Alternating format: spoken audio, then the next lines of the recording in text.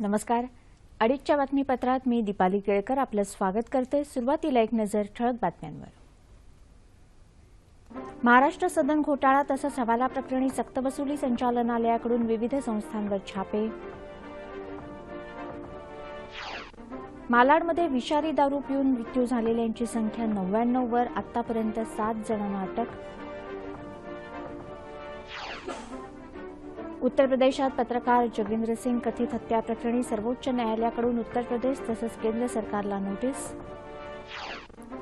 अफगाणिस्तानच्या संसदेवर तालिबानी दहशतवाद्यांचा हल्ला, जीवितहानी नाही.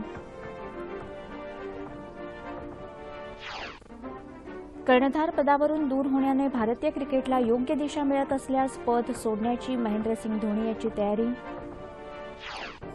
आणि राज्यात सर्वत्र पाऊस, 3 ठिकाणी दरड कोसळल्याच्या घटना, 5 जण ठार, 7 जण दबले गेल्याची भीती. आणि आता सविस्तर वृत्त. महाराष्ट्र सदन घोटाळा तसंच हवाल्यामार्फत पैसे पाठवल्याप्रकरणी माजी सार्वजनिक बांधकाम मंत्री छगन भुजबळ यांच्या विरोधात नोंदवण्यात आलेल्या गुन्ह्यांच्या पार्श्वभूमीवर या प्रकरणाशी संबंधित व्यक्तींच्या ठिकाणावर सक्तवसुली संचालनालयानं आज छापे टाकले. या प्रकरणी मनी लॉन्ड्रिंग कायद्याखाली सक्तवसुली संचालनालयानं छगन भुजबळ यांच्या विरोधात 2 गुन्हे नोंदवले आहेत. या पार्श्वभूमीवर सक्तवसुली संचालनालयानं ही कारवाई केली. यापूर्वी लाचलुचपत प्रतिबंधक विभागानं भुजबळ यांच्यावर गुन्हा नोंदवून त्यांच्या मालमत्तांवर छापे टाकले होते.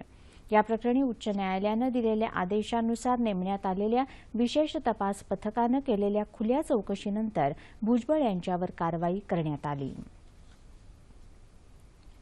कर्करोग रुग्णांची संख्या दिवसेंदिवस वाढत असून जसलोकच्या पेट सीटी स्कॅनरमुळे कर्करोगाचं निदान निश्चित होण्यासाठी मदत होईल, असं मत मुख्यमंत्री देवेंद्र फडणवीस यांनी आज मुंबईच्या जसलोक रुग्णालयात व्यक्त केलं. जसलोक रुग्णालयातल्या PET CT and precise digital linear accelerator युनिटचं उद्घाटन फडणवीस यांच्या हस्ते करण्यात आलं. त्यावेळी ते बोलत होते. आरोग्य यंत्रणेवर ताण पडत असून जीई डिस्कव्हरी सिरीजच्या या पेट सीटी स्कॅनरमुळे मुंबई, महाराष्ट्रासह देशभरातल्या कर्करोग्यांना फायदा होईल, असंही त्यांनी सांगितलं.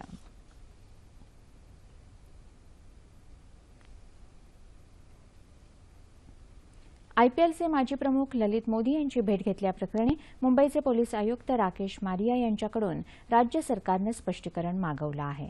या भेटीसंदर्भात प्रसारमाध्यमांना मारिया यांनी माहिती दिल्याच्या आधारावर त्यांच्याकडून अधिकृत माहिती मागवल्याचं मुख्यमंत्री देवेंद्र फडणवीस यांनी पीटीआय या वृत्तसंस्थेला सांगितलं.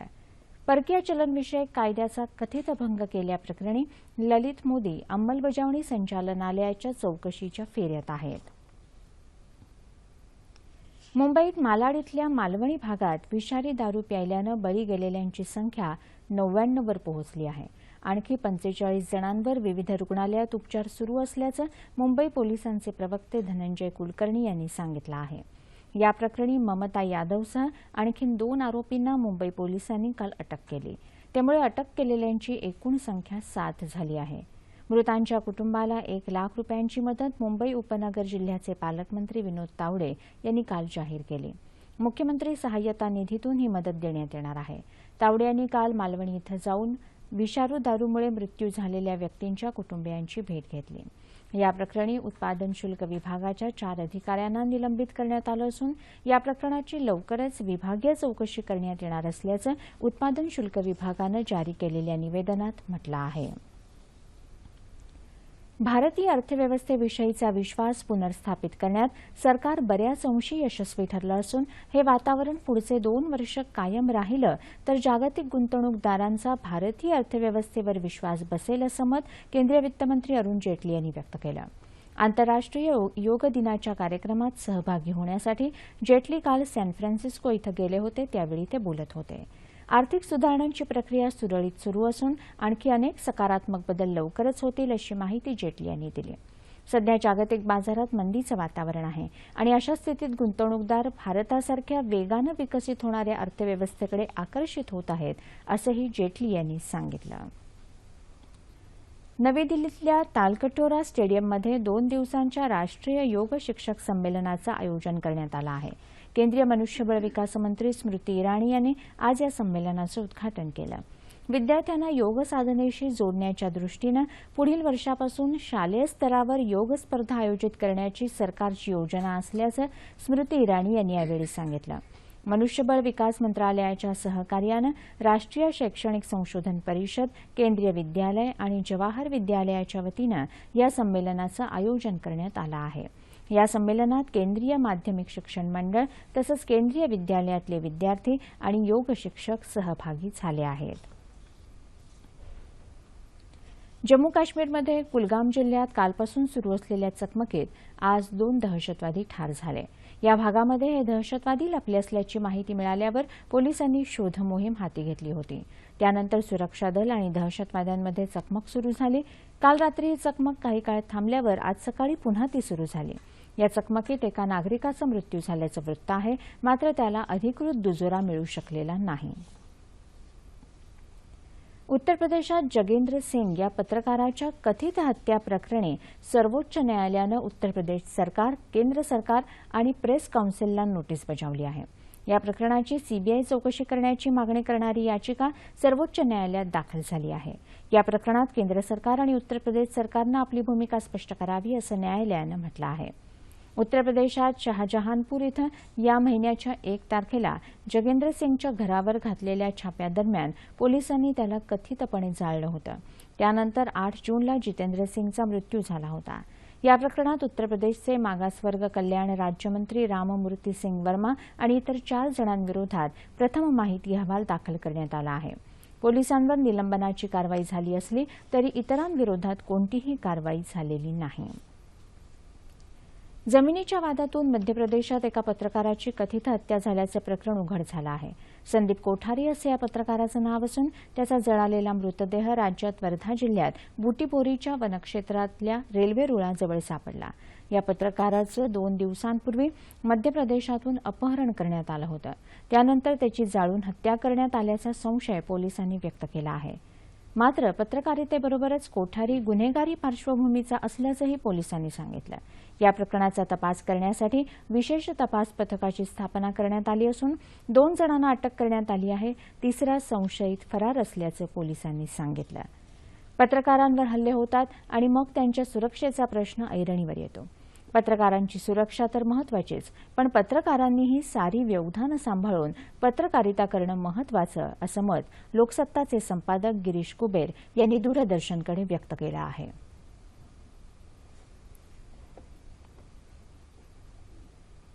पत्रकारांवर हल्ला होण्याची ही दुसरी घटना. गेल्या आठवड्यामध्ये उत्तर प्रदेशमध्ये एक असा हल्ला झाला होता जिथे पत्रकारांना जाळून मारलं गेलं आणि हा दुसरा मध्य प्रदेशमधला. त्याच्यातनं 2 गोष्टी प्रामुख्याने समोर येतात. पहिली गोष्ट म्हणजे तिचा व्यवस्थेविषयी विचार व्हायला हवा. आजची व्यवस्था ही अधिकाधिक सहिष्णू होत चाललेली आहे, जिला टीका नको असते आणि त्याचप्रमाणे त्यामुळे मोठ्या प्रमाणावरती जनसंपर्काचं काम करावं अशी पत्रकारांकडून अपेक्षा केली जाते.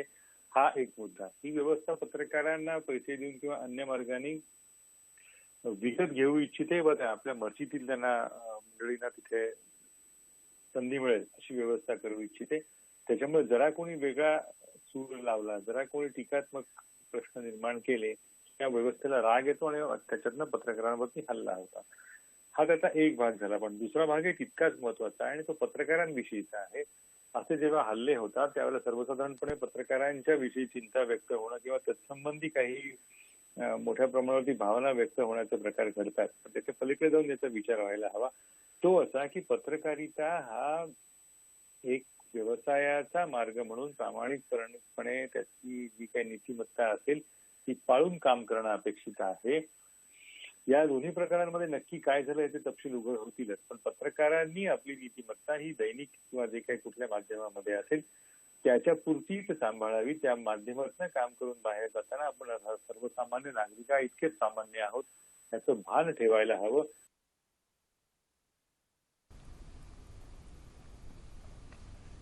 परराष्ट्र व्यवहार मंत्री सुषमा स्वराज यांनी संयुक्त राष्ट्रसंघाचे महासचिव बान की मून यांच्याशी विविध विषयांवर चर्चा केली.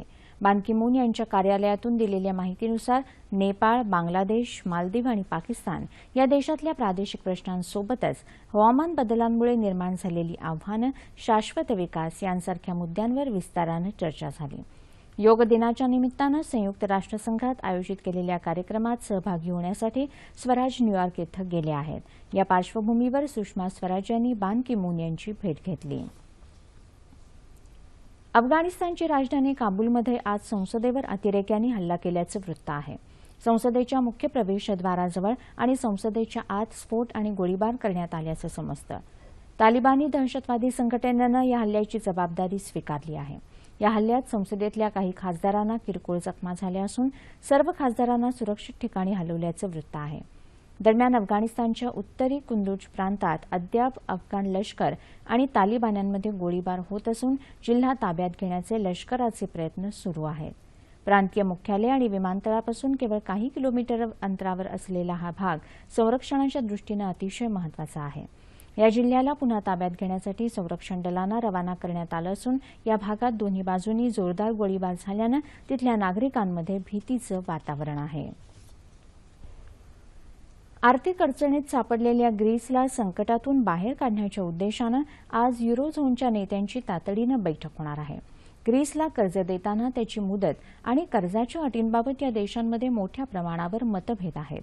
ग्रीसमधले 2/3 निवृत्ती वेतनधारक दारिद्र्य रेषेच्या खाली असल्यानं आंतरराष्ट्रीय समूहाकडून मिळणाऱ्या कर्जाचे हप्ते चुकवण्यासाठी या निवृत्ती वेतन योजना बंद करण्याबाबत ग्रीसनं असमर्थता दर्शवली आहे। मात्र युरोपीय संघाच्या नेत्यांनी या योजना आणि श्रमसुधारणा नियमांबाबत ग्रीसनं फेरविचार करण्याचा आग्रह धरला आहे। त्यामुळे तिढा निर्माण झाला असून ग्रीसच्या हातून काळ आणि पैसा झपाट्यानं निसटत आहे। या महिन्याच्या अखेरपर्यंत मदतीच्या पॅकेज संदर्भात युरोझोनच्या सहकारी देशांसोबत समाधानकारक तोडगा न निघाल्यास ग्रीस दिवाळखोर होण्याची भीती व्यक्त होत आहे। दरम्यान आर्थिक संकटात सापडलेल्या ग्रीसच्या नागरिकांनी काल तिथल्या संसदेसमोर निदर्शनं केली। ग्रीसला कर्जपुरवठा करणाऱ्या देशांच्या जाचक अटी मान्य करू नका अशी मागणी निदर्शक करत होते। पालघर जिल्ह्यात वसईजवळच्या समुद्रात बुडणाऱ्या जंदाज कामाक्षी या भरकटलेल्या जहाजातून भारतीय नौदलानं सर्व 20 खलाशांची आज सुखरूप सुटका केली। नौदलाच्या संरक्षण प्रवक्त्यानं दिलेल्या माहितीनुसार वसईपासून 25 तर मुंबईपासून 40 नॉटिकल मैल अंतरावर असलेलं हे जहाज कोचीहून मुंद्रा बंदराच्या दिशेनं निघालं होतं। वसईजवळच्या समुद्रात हेलकावे खाऊ लागल्यानं जहाजावरून नौदलाकडे मदत मागण्यात आली। त्यानंतर लगेच नौदलाच्या जवानांनी हेलिकॉप्टरच्या सहाय्यानं 20 खलाशांची सुखरूप सुटका केली। जळगाव जिल्ह्यात पर्यटनाला भरपूर वाव असून त्याची माहिती पर्यटकांपर्यंत पोहोचवण्याचे प्रयत्न होत आहेत। त्यासाठी जळगाव जिल्ह्याला पर्यटनाचा विशेष दर्जा मिळावा यादृष्टीनं प्रयत्न केले जातील असं महसूल मंत्री आणि जिल्ह्याचे पालकमंत्री एकनाथ खडसे यांनी सांगितलं। जळगावात काल जिल्हा वार्षिक योजनेची आढावा बैठक झाली त्यावेळी ते बोलत होते। जळगाव भ्रमंती या माहितीपटाच्या डीव्हीडीचे यावेळी अनावरण करण्यात आलं।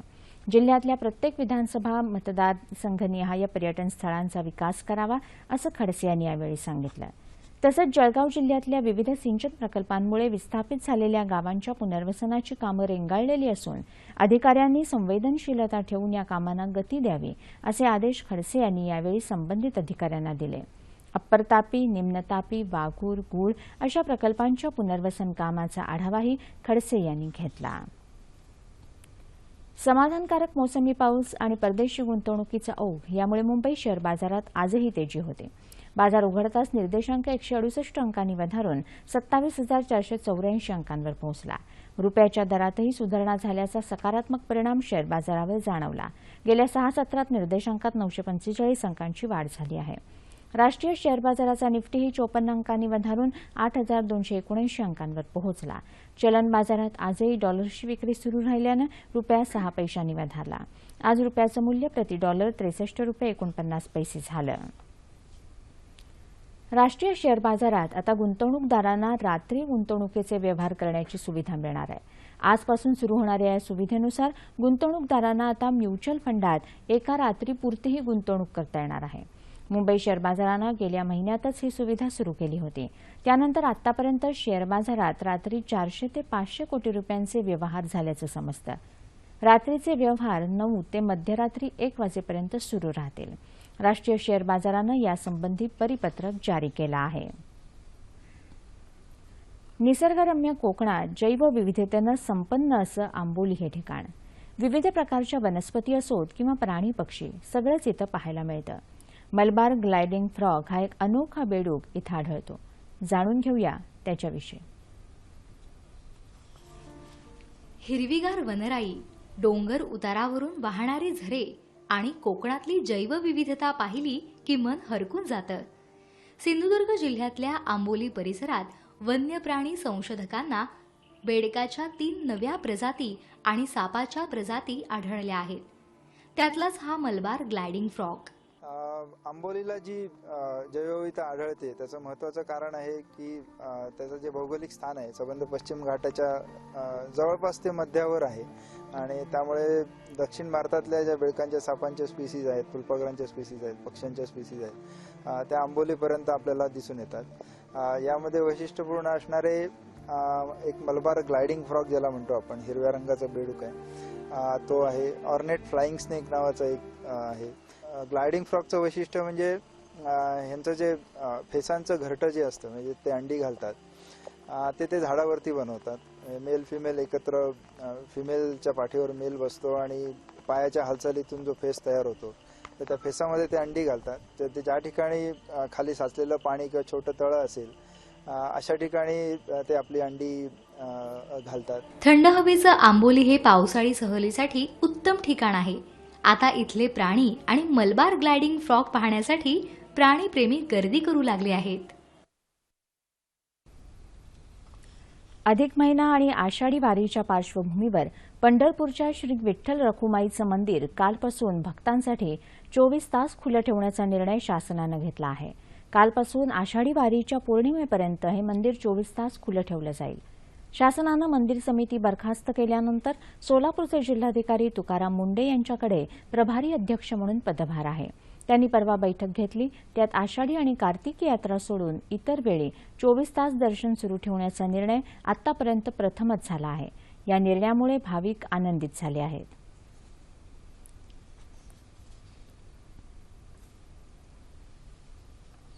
अधिक महिन्यापर्यंत, आषाढी संपेपर्यंत.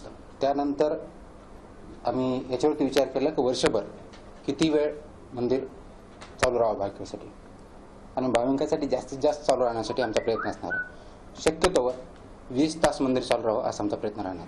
पण त्याच्यावरती डिसिजन आषाढी नंतरच्या मीटिंगमध्ये आम्ही घेऊ. पंढरपुराच्या दर्शनाला येतात तर त्यांना जर देवाचं दर्शन घडलं, एखादा दिवस उशीर झाला तर त्या दिवसाचं दर्शन नाही मिळालं तर त्यांना वाईट वाटण्यापेक्षा 24 तास दर्शन ठेवल्यामुळे ते सलग तिथे राहून दर्शन घेऊ शकतात देवाचं. त्यामुळे हा एक काढलेला पर्याय खूप चांगला आहे. जळगावातून काल संत मुक्ताई पालखीचं श्री क्षेत्र पंढरपूर इथं प्रस्थान झालं. मुक्ताईनगर तालुक्यातील कोथळी इथलं श्री मुक्ताई संस्थान हे महाराष्ट्रातल्या वारकरी संप्रदायाचं श्रद्धास्थान असून इथून निघणारी पालखी ही मानाची पहिली पालखी आहे. काल दुपारी पालखी संस्थानचे अध्यक्ष अॅडव्होकेट रवींद्र पाटील यांच्या हस्ते विधिवत पूजा होऊन टाळ मृदुंगाच्या गजरात पालखी पंढरपूरकडे रवाना झाली. सुमारे 550 किलोमीटरचा प्रवास करत ही पालखी खानदेश, विदर्भ, मराठवाडा, आंध्र प्रदेश, पश्चिम महाराष्ट्रातून प्रवास करत 33 दिवसांनी पंढरपूरला पोहोचते. बांगलादेशकडून एकदिवसीय क्रिकेट सामन्यात सलग दुसऱ्या सामन्यात झालेल्या दारुण पराभवामुळे मालिका गमावल्यावर भारतीय संघावर आणि कर्णधार महेंद्रसिंग धोनीवर चहूबाजूंनी टीका होत आहे.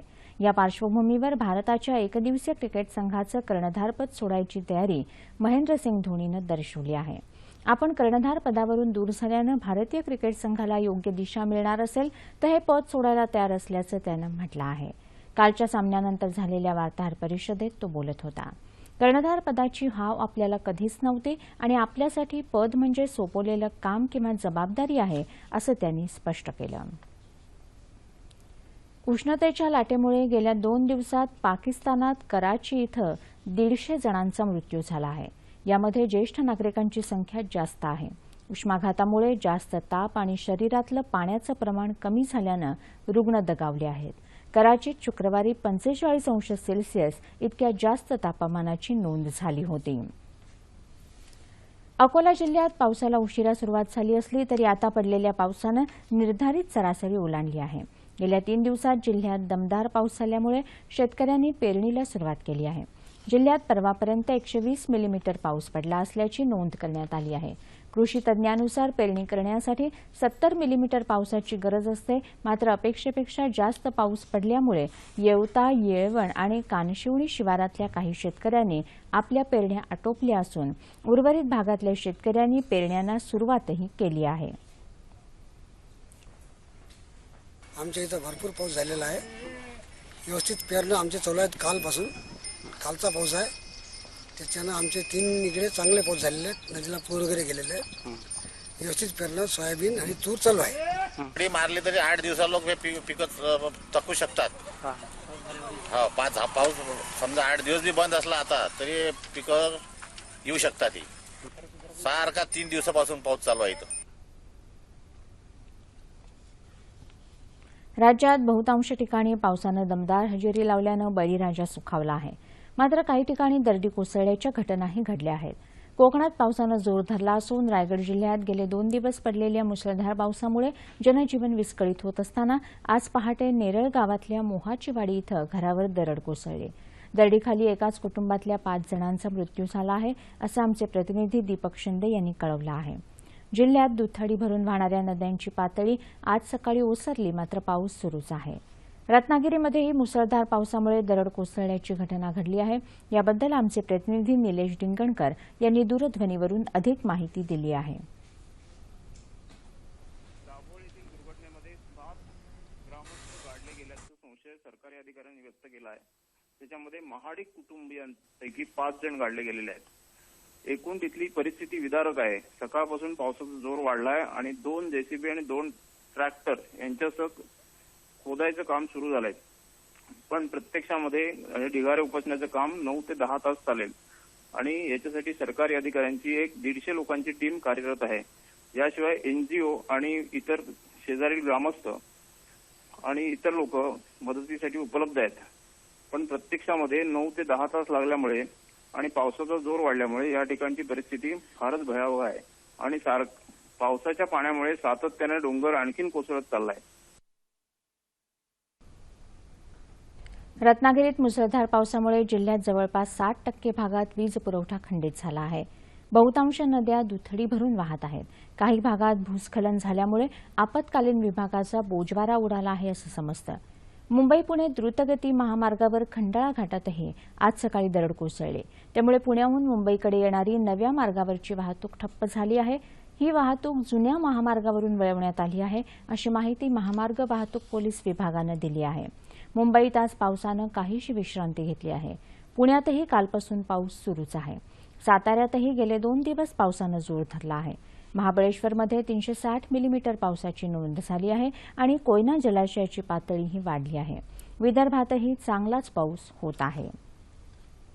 शेवटी ठळक बातम्या पुन्हा एकदा. महाराष्ट्र सदन घोटाळा तसंच हवाला प्रकरणी सक्तवसुली संचालनालयाकडून विविध संस्थांवर छापे. मालाडमध्ये विषारी दारू पिऊन मृत्यू झालेल्यांची संख्या 99 वर. आतापर्यंत 7 जणांना अटक. उत्तर प्रदेशात पत्रकार जगेंद्र सिंग कथित हत्या प्रकरणी सर्वोच्च न्यायालयाकडून उत्तर प्रदेश तसंच केंद्र सरकारला नोटीस. अफगाणिस्तानच्या संसदेवर तालिबानी दहशतवाद्यांचा हल्ला, जीवितहानी नाही. कर्णधार पदावरून दूर होण्याने भारतीय क्रिकेटला योग्य दिशा मिळत असल्यास पद सोडण्याची महेंद्रसिंग धोनी यांची तयारी. आणि राज्यात सर्वत्र पाऊस, 3 ठिकाणी दरड कोसळल्याच्या घटना, 5 जण ठार, 7 जण दबले गेल्याची भीती. याबरोबरच हे बातमीपत्र संपलं. पुन्हा भेटूया संध्याकाळी 5 वाजता सह्याद्री वाहिनीवर. नमस्कार.